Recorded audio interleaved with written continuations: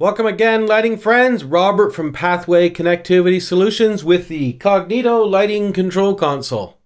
In the last video, we talked about the little I button, the info button, so you could learn more about who is controlling your lights and other things about your show file. And as promised in this video demonstration, we are going to talk about MIB, or Move in Black. And you ask what it is? Well, this is going to be the easiest video yet. You can just sit back and relax and do nothing because the console does everything for you.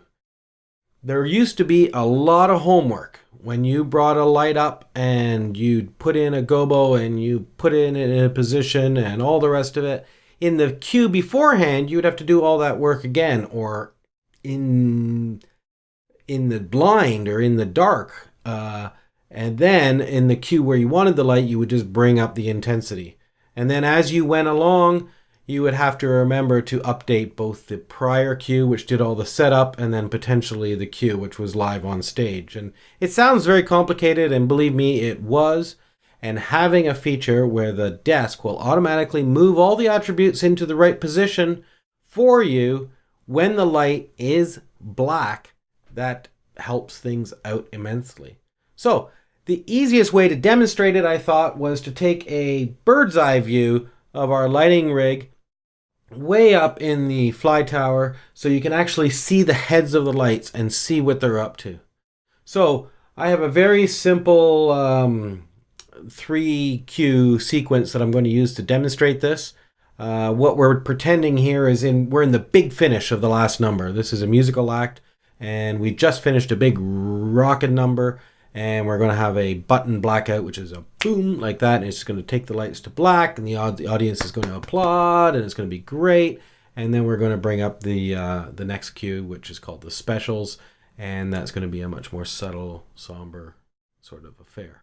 So here we are. We're soaking in the big finish. The lights are pointing out towards the audience. They're blinding them. They're chasing colors in their eyes. You can see the psych is doing stuff.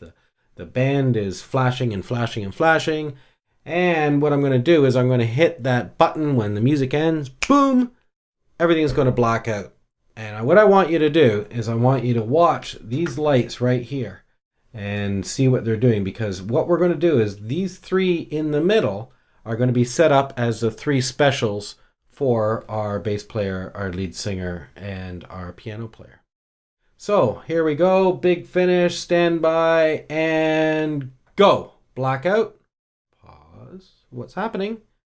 The lights have set themselves up for the next cue in the blackout, Move in Black. Now, it doesn't necessarily have to be a complete blackout, it's just those 3 lights that are going to be involved in the next cue have to have their intensity at 0. So let's go ahead into the next cue, which is a nice 3 count up to a static look. Break up gobos on the front line and a nice painting on the psych. So let's look at that again. I'm just going to back up into the cue. Blackout. 1 second, then a 2-second fade, and they're ready. And then we go up. Now, if you were noting there, I was counting 1 second. What that does, that 1 second allows the filament in any lights that have scrollers on them or incandescent moving lights to cool off completely so that even the glow of the tungsten is not seen by the people in the audience as the lights reposition. And they reposition in 2 seconds so you don't hear a big loud motor going weep like with scrollers or even moving lights. They make a noise when they move too quickly. So what does that look like if we're looking at the lights in the grid in select? So let's just back up to our big finish here. I'm going to double press shift to take me to our select. And we can see in this cue we have intensity and we have color on these lights, and they're positioned to out in the audience. So as we press go, looking at our cue list names up here, so the big finish cue, we're going to do the blackout. And we see these guys here just had an intensity. But these ones here, number 26, 27, and 28, they had the intensity to take them out. And then the Move in Black did the color to preset the color for the next cue, the shape to put the gobos in, and the position to reposition them on the lights. So now when we go into this cue, we can see nothing else happen in these lights, but there are our lights there in their front light positions. So there's something also very important I want to show you, and this time let's look at the lighting grid. And this is what happens when you are in this cue and you want to back up a cue just to have a look at things. When you back up, the lights don't move. There's no unnecessary movement of the lights going in the reverse direction because you're going backwards, and it's assuming from here you're going to go forward again. Now you don't need to, you can actually just back up into the cue and then they will go back to where they're supposed to be, and then we can run it all again, blackout, they reposition, and then we can go ahead and bring up the front light specials again. Now there's something also interesting about looking at it in this view, is if we back up into this guy right here, which is our blackout cue, and then the lighting designer says, you know what, don't black out the guy that's going to go on to our lead singer. Just leave him on. Just leave him on and let's do what it is. So we're sitting here in the blackout and they want us to bring up that light. So if we go back to select, we know that handle number 7 in this case is going to bring up the intensity for number 27, which is our middle light. Now watch what happens when I bring it up, even though we're sitting in the blackout and the move in black has already happened. It says, whoops, you got me. I'm really supposed to be here. Because that is what he and all of his friends are doing in the blackout. Yeah, I can bring up the guys beside it and they'll do the same.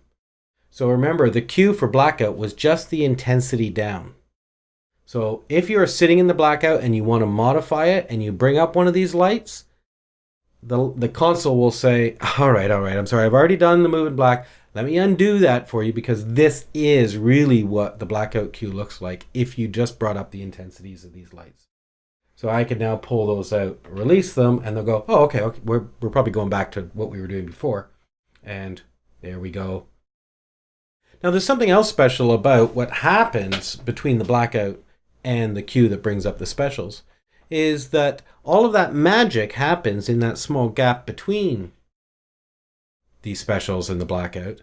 So if you are sitting in this guy, this cue here called the special, and the lighting designer says, you know, this light here, which is going on the bass player, cross it over so it's backlighting the piano player, and take this light here, which is backlighting the piano player, cross it over so it's front lighting the bass player.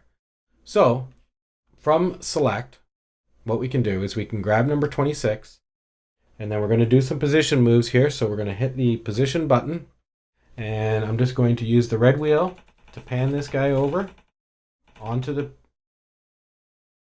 piano player. And then remembering our trick, without having to go back to select, I can just hold down the shift key and I can press next, and I get number 27, which is our center light, next, which is 28, and I still have pan on my red wheel, and I can just move this light over like that. And now he's front lighting the bass player, and now we have crossing, so you can actually see the lights are crossing in the front here. So what we're going to do now is update this cue, which we're sitting in, called the specials. And I'm not even going to go to record or play to do that. I'm just going to hit shift, record, and it says, do you want to update the specials cue, which is your current cue? I do. So I press record again. And now what we can do is we can back up into our big finish. 3, 2, 1, blackout, pause, and you see the lights, they've already set themselves up. I did not have to do any updating to the blackout cue. I just updated the specials cue and the magic happened for me. So that is a demonstration of Move in Black. Like I said, it doesn't require you to do anything, just you might want to understand what's happening when you see the lights moving or not moving, as you go forward or backwards in cues. Next time, we're going to look at filtering, which is in Select, and it's this little coffee filter guy, and that helps you reduce what you're seeing on the screen to just what's on the left playback or the right playback, or stuff that is selected, or things that are in use or not in use, or whatever it is. So if you want to learn more about that, join me next time. I'm Rob from Pathway Connectivity Solutions. Thanks.